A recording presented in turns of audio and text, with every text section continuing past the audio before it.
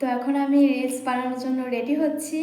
তো আজকে আমি সেরকম কোনো মেকআপ করব না, আজকে মুখে ফাউন্ডেশনও অ্যাপ্লাই করব না, আর আমি মেকআপ করতে জানিও না খুব একটা ভালো। তো আজকে আমি শুধু এই যে পন্সের এই ব্রাইট বিউটি ক্রিমটাই ইউজ করব। আজকে একটা ক্রিম দিয়েই মেকআপটা কমপ্লিট করব।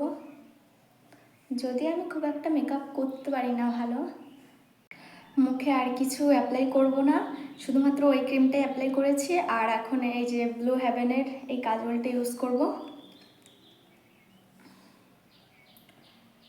আয়না ছাড়া করা আমার একদমই অসম্ভব, আয়না ছাড়া পারবো না,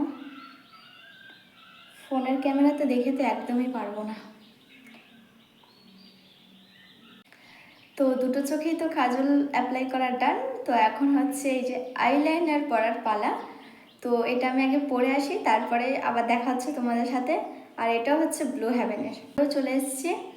এই চোখেরটা ভালো হয়েছে, কিন্তু এই চোখেরটা একদমই ভালো হয় নাই। আর প্রত্যেকবার আমার সাথে এটাই হবে, একটা চোখের আইলাইনার ভালো করে পরা হবে আর একটা চোখেরটা একদমই ভালো করা হবে না। তখন যে লিপস্টিক পরবো, এটাও অ্যাপ্লাই করে তারপরে আসি। তো লিপস্টিক পরেও চলে এসেছি। আমার মেকআপটা পুরো ডান, শুধু একটা ক্রিম ইউজ করেছি, তোমরা তো দেখতেই পেলে।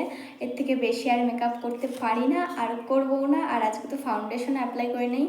তো এবার একটা ছোট্ট টিপ পরি।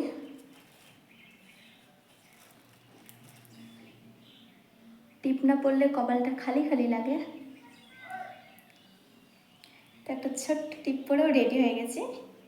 এবার হেয়ার স্টাইলটা কী করা যায় দেখি। তো এখন আমি ফুল রেডি। তো হেয়ার স্টাইলটা এরকম রেখেছি। তো তোমাদের আমার এই লুকটা কেমন লাগছে কমেন্টে জানিও। আমার তো বেশ ভালোই লাগছে, সিম্পল একটা লুক ক্রিয়েট করেছি। তো তোমাদের কেমন লাগছে কমেন্টে জানিও।